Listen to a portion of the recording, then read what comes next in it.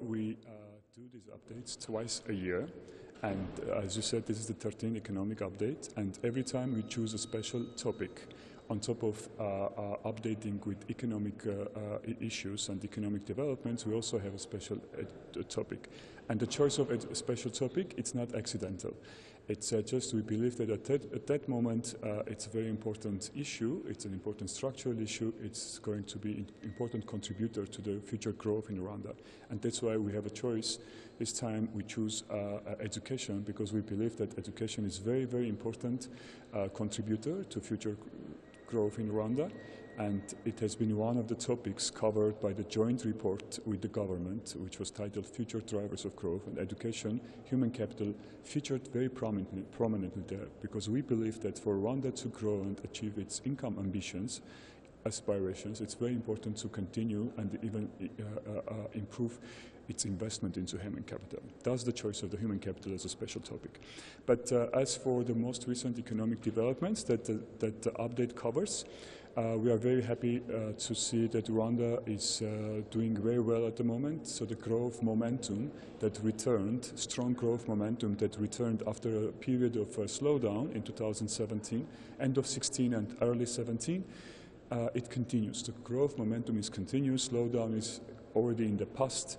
Economy grows quite strongly.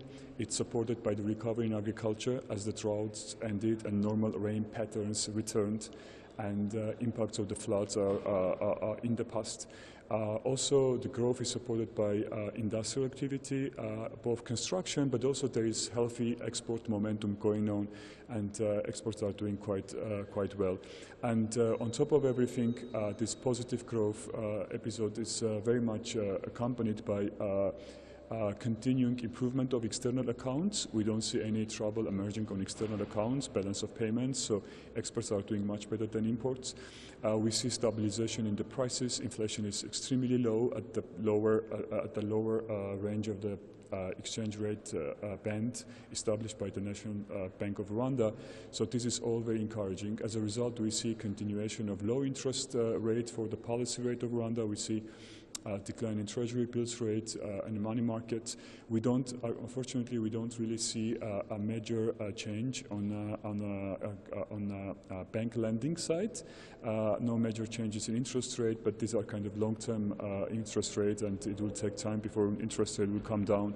But also, banks have been quite risk-averse recently in terms of extending new loans, understandably, because they experienced an increase in non-performing loans at some point, and now they're doing their best to improve the quality of assets, and they're doing it very well because NPL is coming down. But there will be some sluggishness into the growth of bank lending going forward, but at some point it will also pick up. So all in all, our assessment is quite positive. We believe that Rwanda is on track to achieve about 7% growth for this year, which will be higher than the last year's growth. And Rwanda in general is on track to achieve a growth between 7 to 8% in medium term. But also,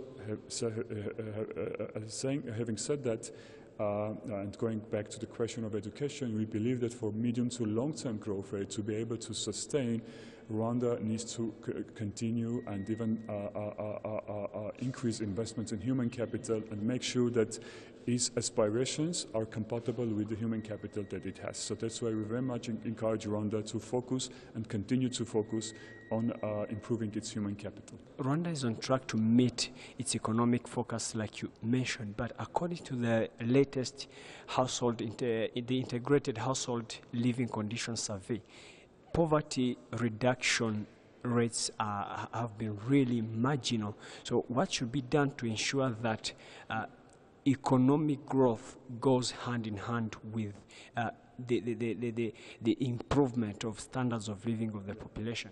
Yeah, that's a very good question, actually, because growth is not end of itself. We need growth to be able to reduce the poverty. So as the institution, World Bank is very much looking forward to seeing poverty reduction as a result of the growth.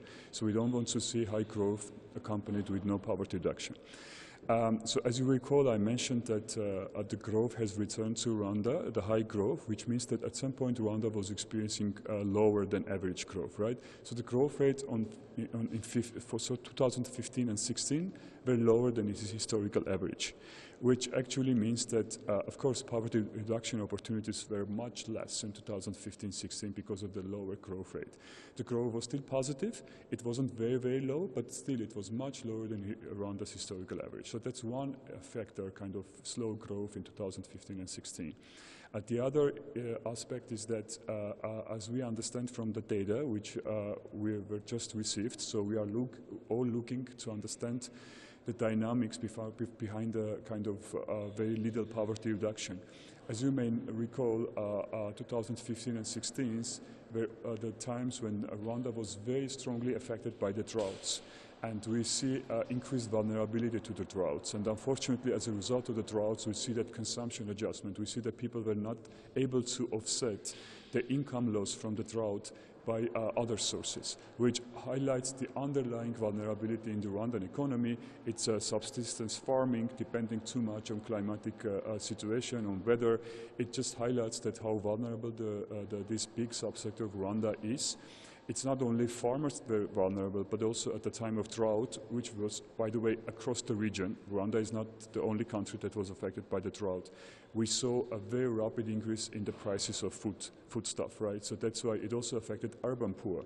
It was a kind of a combination of many different factors in 2015-16 that unfortunately has resulted into a very little poverty reduction. Luckily, we still have poverty reduction. It's not as much as we could have expected, but there is some poverty reduction.